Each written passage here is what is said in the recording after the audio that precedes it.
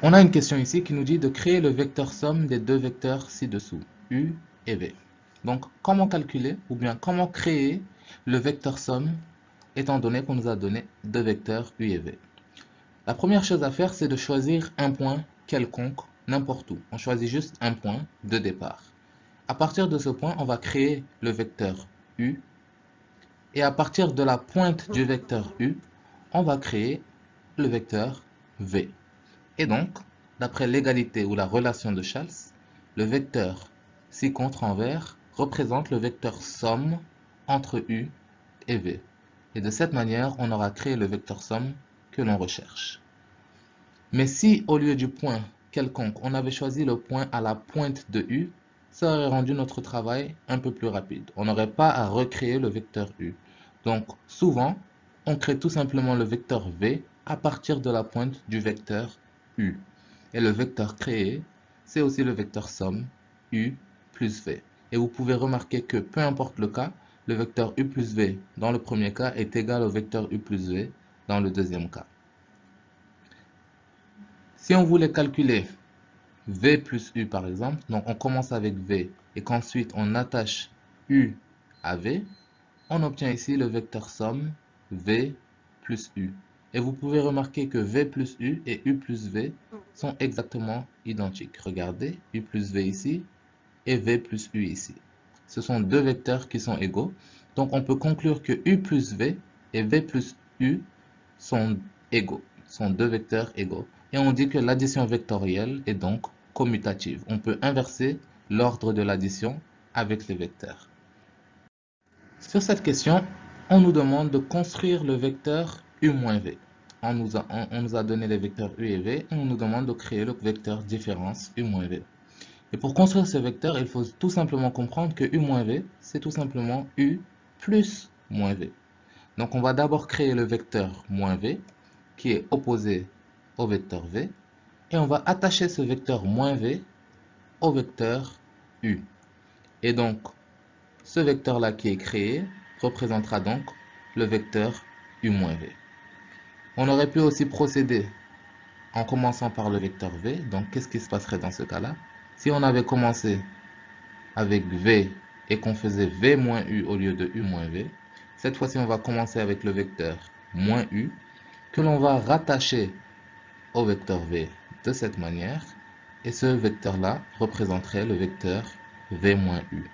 Et remarquez la relation qui existe entre u moins v et v moins u. Ils sont exactement identiques, sauf contraire. C'est-à-dire ils pointent vers des sens opposés.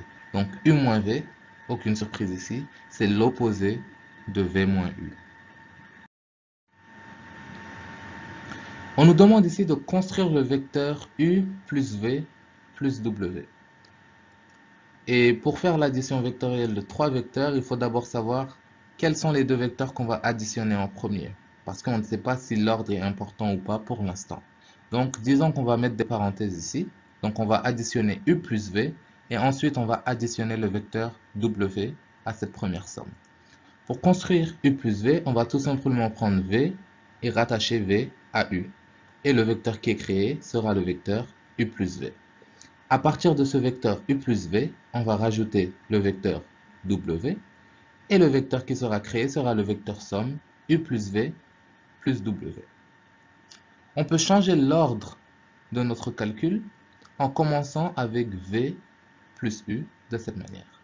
Donc pour faire v plus u d'abord, on va rattacher v plus w, pardon, on va rattacher w à v. Et on aura donc le vecteur somme v plus w. Et à partir de là, on va rattacher le vecteur u. Et donc, on obtient donc le vecteur somme u plus v plus w de cette manière.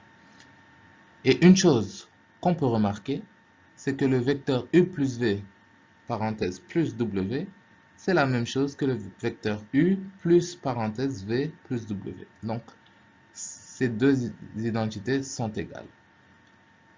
Et en mathématiques, quand cette égalité est vraie, on dit que c'est une addition associative. L'addition vectorielle est associative.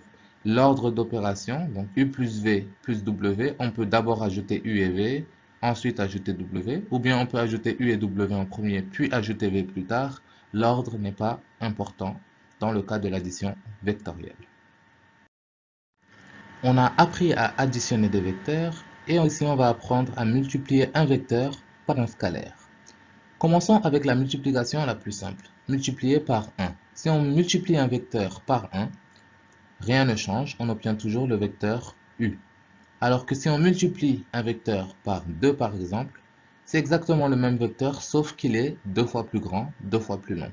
La même direction, le même sens, mais 2 fois plus grand. Si on multiplie un vecteur par 1/2 par exemple, il est du même sens et de la même direction, mais 2 fois plus petit. Si on multiplie un vecteur par 0, c'est comme si on le réduisait infiniment et donc on obtient ce qu'on appelle le vecteur nul. C'est le vecteur de magnitude 0 et de toutes les directions. Donc on a le vecteur u, disons qu'on le multiplie par un autre nombre, par exemple moins 1, qu'est-ce qu'on obtient? Si on multiplie un vecteur par moins 1, on obtient tout simplement l'opposé du vecteur. Donc ici on nous dit de construire les vecteurs moins 3u et 1/3 de u. Qu'est-ce que ça veut dire construire le vecteur moins 3u? On va tout simplement aligner un deuxième u et un troisième u ici, et donc toute cette longueur fait 3 fois u. Alors l'opposé de cette longueur fait donc moins 3u. Pour construire le deuxième vecteur de longueur 1/3 de u, on va diviser u en 3 parties, et une de ces parties-là représente le vecteur 1/3 de u. Et de manière générale, de tels vecteurs, le vecteur u, moins 3u et 1/3 de u, s'appellent des vecteurs collinéaires. Ce sont des vecteurs dont les directions sont parallèles. Et vous pouvez remarquer que ces vecteurs ont quelque chose en commun. On peut tous les écrire sous la forme k fois u. Et de manière générale, deux vecteurs u et v sont collinéaires s'il existe un nombre réel k différent de 0, tel que u égale k fois v. Donc si on peut écrire un vecteur sous la forme k fois v, on peut conclure que ce vecteur est collinéaire au vecteur v. Ici, on nous dit de construire le vecteur 2u moins 2v. Comment faire? On va d'abord construire le vecteur 2u, puis le vecteur 2v, prendre son opposé, le rattacher au vecteur 2u, et on aura le vecteur 2u moins 2v. Donc pour construire 2u, on va écrire un deuxième u ici, et donc on obtient ici le vecteur 2u. Pour créer le vecteur v, 2v, on va ajouter un v ici, et on va créer l'opposé de ce vecteur, donc on a moins 2v ici. On attache moins 2v au vecteur 2u, et donc le vecteur qui est créé ici, c'est le vecteur somme 2u moins 2v, comme désiré. On va comparer ce résultat à deux facteurs de u moins v pour voir si on peut factoriser les constantes avec les vecteurs. Pour construire 2 fois u moins v, on va d'abord construire u moins v et ensuite on va doubler ce vecteur. Pour construire u moins v, il nous faut d'abord construire le vecteur moins v. On le rattache au vecteur u. Et donc ce vecteur-là qui est créé représente le vecteur u moins v. On le double et on obtient donc le vecteur 2 facteur de u moins v. Et on peut observer que ces deux vecteurs sont égaux. Donc quand on a une constante qui est multipliée par deux vecteurs, on a le droit de factoriser cette constante avec l'addition vectorielle.